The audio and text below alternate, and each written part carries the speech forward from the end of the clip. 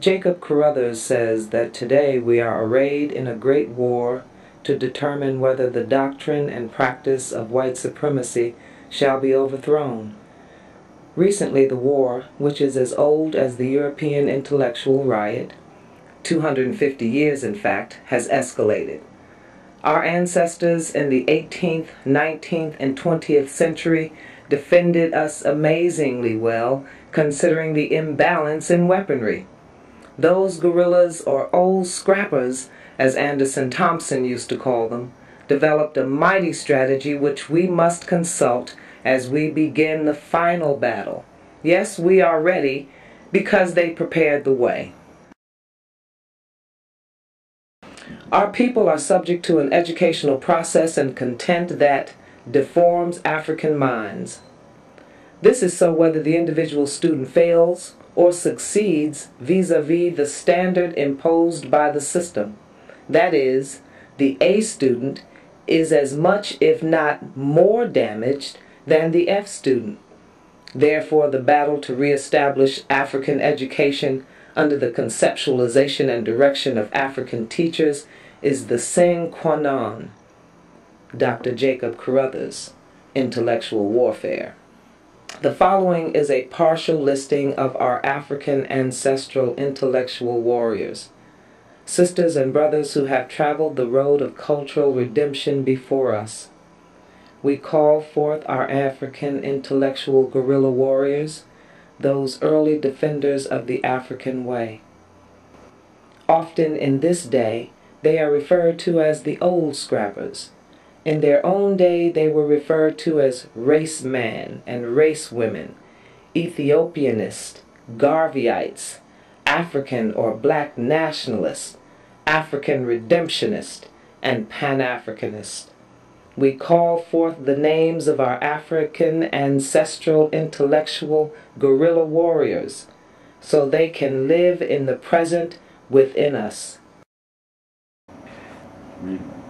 Sarah Parker Remond, 1826 to 1894, born Salem, Massachusetts, anti-slavery lecturer, abolitionist, and medical doctor. With her brother Charles Lennox Remond, they traveled across the United States and Europe calling for the abolishment of slavery. While living in England, Mrs. Remond attended the Bedford College for Ladies from 1859 to 1861. She moved to Italy and enrolled in Santa Maria Nuova Hospital as a medical student, where she received a diploma certifying her to practice medicine in 1871. Chief Alfred Sam, 1879 to 1930, ship owner, entrepreneur. His business efforts to aid African Americans in relocating to Ghana were opposed by the British government. Arthur A. Schomburg, 1874-1938. Born San Juan, Puerto Rico. Noted historian, author, and world traveler, Mr. Schomburg was a member of the UNIA and co-founder of the Negro Society for Historical Research. He donated his massive collection of books about African people to the Public Library of New York. Jegna of John Henry Clark. Dr. Clark was a young man of 19 years of age when he began to learn African history from Mr. Schomburg in New York. Prince Saunders, 1775 to 1839. Born Connecticut or Thetford, Vermont. Statesman, scholar, teacher, diplomat, and historian. Mr. Saunders was a founding member of the African Lodge of Masons. He served as a diplomat for the nation of Haiti.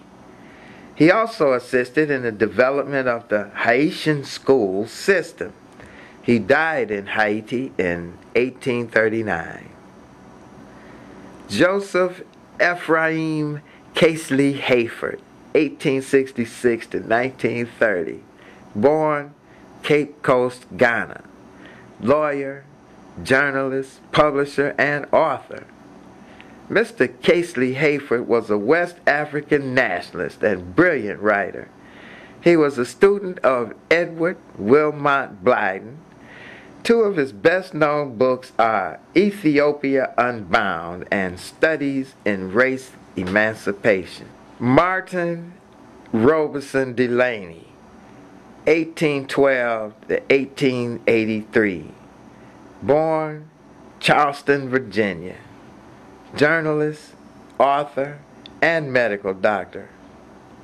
Dr. Delaney was one of the first African officers in the Union Army. He held the rank of major.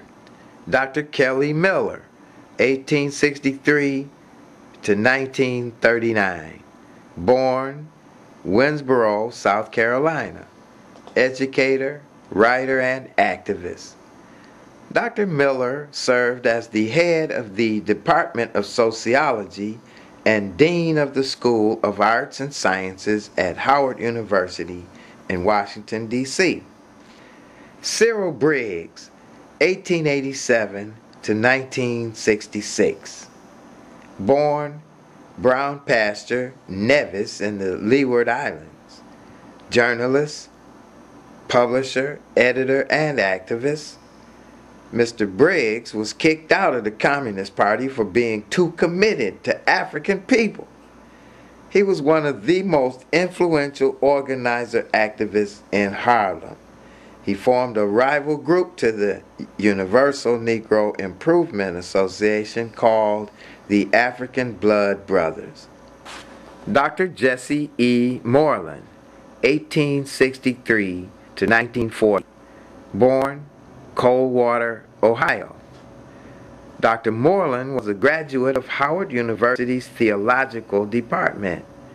He developed one of the most extensive collections of books on African people. The Moorland collection is now housed at Howard University. Richard Allen, 1760-1831. Born Philadelphia, Pennsylvania. Militant, nationalist. Mr. Allen used his church pulpit to work for the freedom of African people. Born into slavery, Mr. Allen purchased his freedom at the age of 17.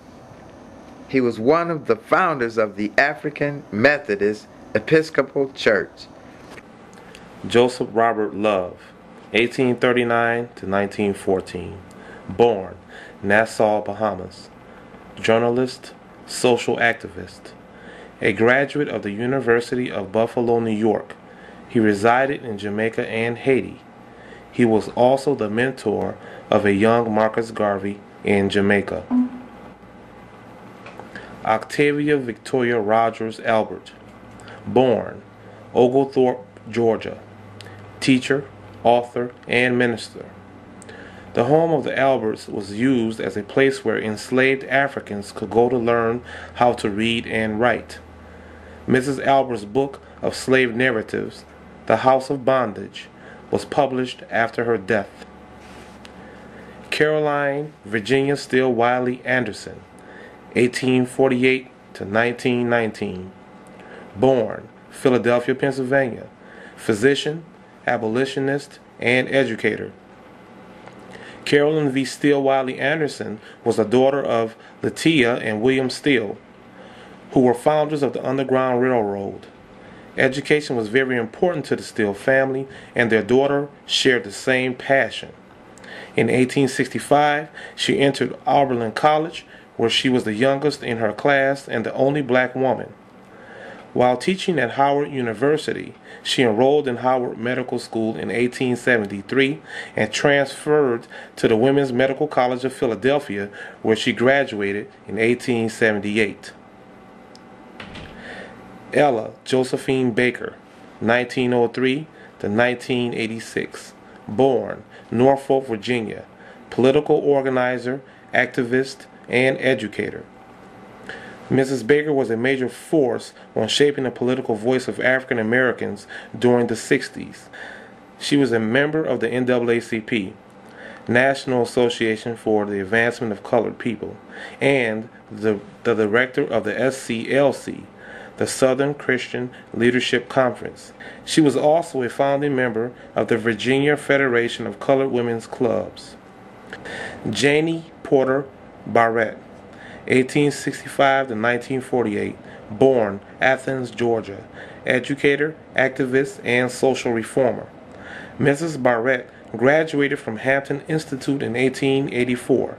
She formed the Locust Street Social Settlement and recruited Hampton students to teach in the settlement. Deliah Leontium Beasley, born Cincinnati, Ohio, writer and journalist. At age 12, she began writing for the Cleveland Gazette, and at age 15, she had her first column published in the Ohio Inquirer. In 1910, she wrote the book, The Negro Trailblazers of California. Her efforts caused the white newspapers of California to stop using the terms nigger and darky when referring to African Americans. Marita Bonner, 1899 to 1971, born Boston, Massachusetts. Writer and educator. Mrs. Bonner was a remarkable woman. She attended and graduated from Radcliffe College from 1918 to 1922. Mrs. Bonner was a mother of 3 children and an award-winning author and playwright. She wrote plays and essays about the negative effects of urban living on African Americans. Her works influenced Richard Wright. Mary Ann Shad Cary, 1823 to 1893, born in Wilmington, Delaware. Anti-slavery activist, educator, and writer. Mrs. Cary was born to free African parents who were agents of the Underground Railroad. She inherited their commitment to her people. She opened and operated schools for African Americans in Canada and the United States, as she educated herself. In 1849, she published Hints to the Colored People of North America, and in 1852, she published Notes on Canada West. She received a law degree from Howard University in 1870. She may have been the first black woman to receive a law degree in the United States. She is known for this statement: self-reliance is the fine road to independence. Olivia America Davidson, 1854 to 1889, born in Virginia, educator, activist, and founder of Tuskegee University. Educating black people was Mrs. Davidson's love and specialty. She started teaching at the age of 16. She met and married Booker T. Washington, and they had 2 sons together. He says this about her work in helping him run Tuskegee: the success of the school, especially during the first half-dozen years of its existence, was due more to Miss Davidson than anyone else.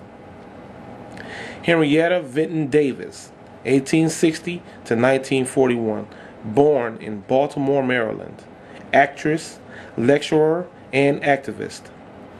Mrs. Davis was responsible for helping to build the UNIA as a worldwide organization. She was one of the founding directors of the Black Star Line and became the 4th Assistant President General of the UNIA in 1922.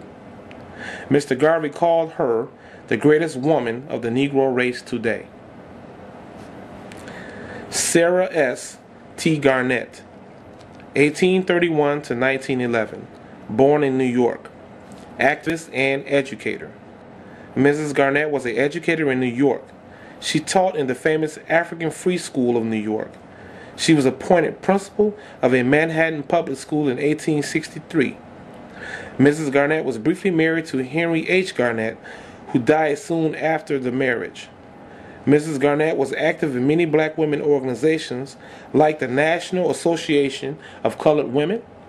She founded the Equal Suffrage League. She also attended the first Universal Races Congress in London, England in 1911.